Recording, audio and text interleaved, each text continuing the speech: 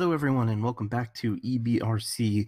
Today, before I get into my review, I wanted to go over a couple of things. I'm calling them key points, but basically, I wanted to bring a little bit more consistency to my reviews and hopefully make them a little bit easier to follow and a little bit more worthwhile. So, I came up with 4 key points, if you will, and hopefully, on all of my reviews, I will pretty much go down a list and touch on all of these.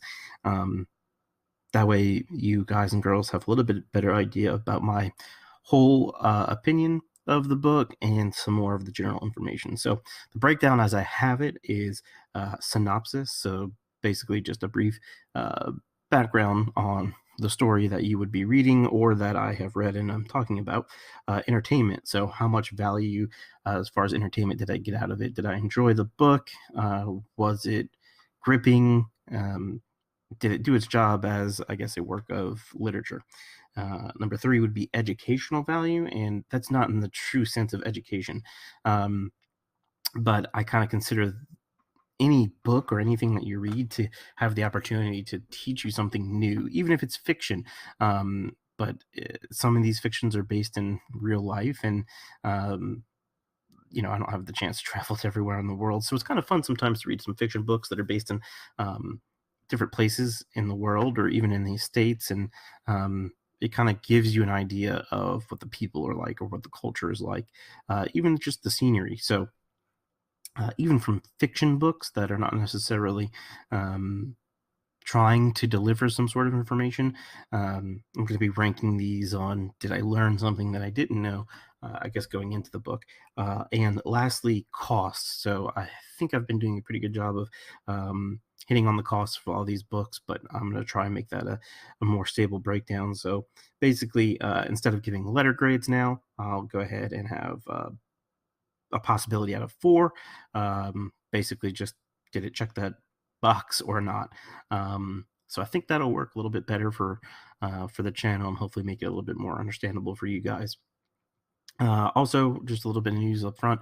Um, One of the books that I was suggested to read was House of Leaves, and it did actually arrive in the mail today.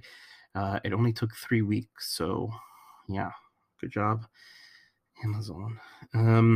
But getting into it. So today, the book I have to review is The Day After Roswell. This is coming to you from straight outer space, guys. It is written by Philip J. Corso, and he's actually, or was actually, a colonel in the Air Force. So basically, the synopsis of this book is that after being retired for so many years from the Air Force, this colonel decides to basically dump all the information that he had that was top secret regarding aliens, UFOs, and any information that we would have from Roswell until he retired.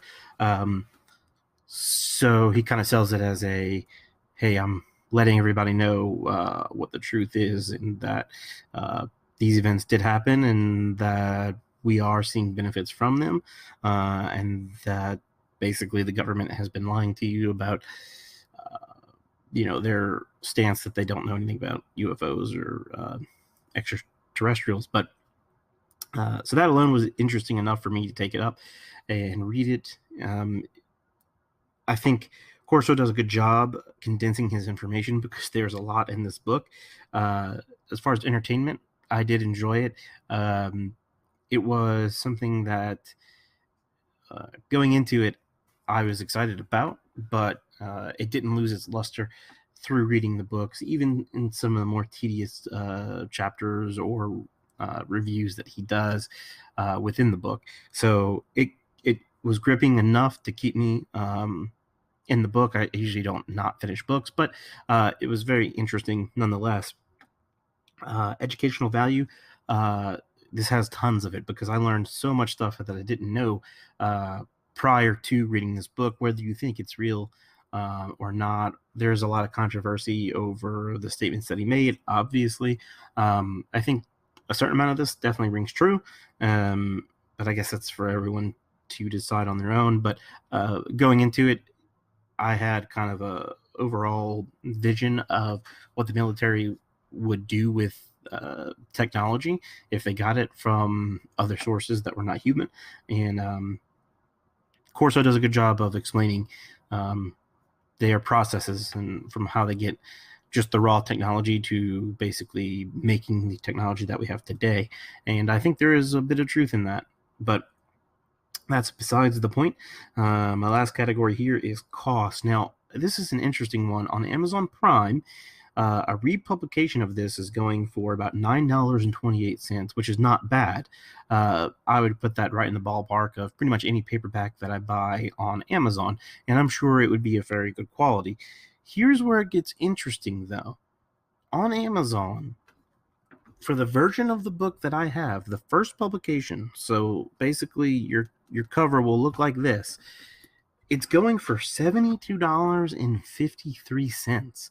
So I don't know if I'm missing something and I'm not cashing in on this, or what's going on. I tried to do some research and find out why.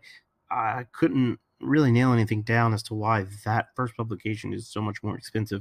Um, it was not a signed copy that was on Amazon. There are a few of these that are for sale up there.